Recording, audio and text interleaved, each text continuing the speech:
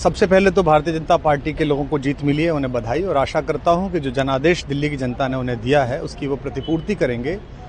और वे सब आम आदमी पार्टी के लाखों करोड़ों कार्यकर्ता जो अन्ना आंदोलन से आए, जिनके बहुत ही निश्चल, निष्पाप और बड़े भारत की राजनीति को बदलने के सपने की हत्या एक निर्लज्ज, नीच, मित्रहंता, आत्ममुग्ध और चरित्रहीन व्यक्ति ने की, उसके प्रति तो क्या संवेदना। दिल्ली को उससे मुक्ति मिली। और मैं ये जानता हूँ कि अब जो आम आदमी पार्टी में लोग बच गए थे सत्ता के लोभ में, लालच में, पदों के लिए, उस पैसे के चक्कर में, वे सब भी अब वापस जाएंगे, लौटेंगे, कुछ अपने व्यवसायों में लौटेंगे, कुछ पार्टियों में चले जाएंगे।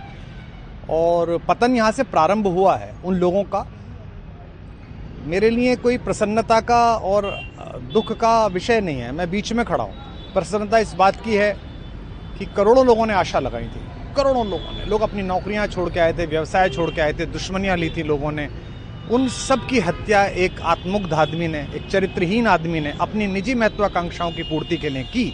उसको दंड मिला, ईश्वरीय विधान से दंड मिला।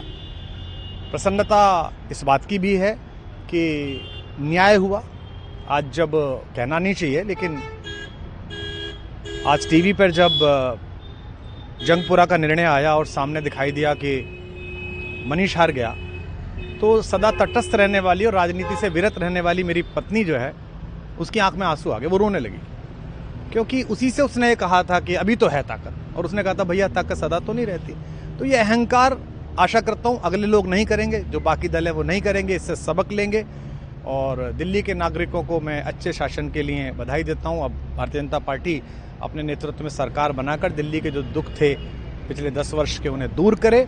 और आम आदमी पार्टी के समस्त कार्यकर्ताओं को कहता हूं कि आपने जिस किसी भी लोभ लालच में, सब कुछ जानते हुए एक ऐसे व्यक्ति के समर्थन में काम किया जिसने अपने मित्रों की पीठ में झुरा घोंपा, गुरु को धोखा दिया, अपने साथ कंधे से कंधा मिला के लड़ने वाली महिलाओं को अपने घर ला के पिटवाया, अपनी निजी सुख और साधन के लिए जनता का पैसा खर्च किया, अब उससे आशा लगानी छोड़ें। अब बाहर निकलें, अपना अपना जीवन देखें। मुझे राघवेंद्र सरकार राम की कृपा मिली, जिनका ये घर है, जिनकी कृपा से मैं यहाँ खड़ा हूँ। मुझ पर कृष्ण कृपा हुई कि मैं इस निर्लज्ज सर्कस से बाहर आ सका। मैं उन सब से भी अच्छे भविष्य की कामना करता हूँ कि वो कोई गंदगी ना फैलाएं कहीं भी, वो लौट जाएं अपने शिविरों में। जिस तरह माधव को, कृष्ण को दूत देख कर भी भरी सभा में अट्टहास करने वाला दुर्योधन जो ये कहता था सुचिग्रम नैव दास्यामि बिना युद्धे न केशवः, बिना युद्ध के 5 गांव भी नहीं दूंगा, आज वो अपनी सीटों के लिए तरस रहा है। और मुझे पता है कि इस दुर्योधन का अंत भी टूटी हुई जंघा के साथ बड़ा ही दारुण होगा। और भारतीय राजनीति एक कलंकित अध्याय के रूप में इस बौने दुर्योधन को और इसके दरबार के तमाम शकुनियों को याद करेगी। मैं उनकी मुक्ति की कामना करता हूं कि ईश्वर उन्हें इस दुख से बाहर निकाले। और समस्त लोगों को बधाई देता हूं कि चलिए अंततः न्याय हुआ। ये राजनीतिक विषय है, इस पर मैं राजनीतिक कार्यकर्ता नहीं हूं, तो इस पर मेरी टिप्पणी शोभनीय नहीं है। वो आपस में सब जाने।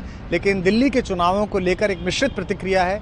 दुख है कि अन्ना आंदोलन से एक ऊर्जा जो पैदा हुई थी, जिससे देश में एक सकारात्मक बदलाव हो सकता था, एक वैकल्पिक राजनीति हो सकती थी, उसकी हत्या एक अहंकारी आदमी ने, एक आत्ममुग्ध और असुरक्षित आदमी ने कर दी। मैं आशा करता हूं कभी ना कभी भारत में ऐसा सूर्योदय किसी न किसी दल में अवश्य होगा, जो भारत को जहां पहुंचना है वहां पहुंचाने का मार्ग प्रशस्त करेगा।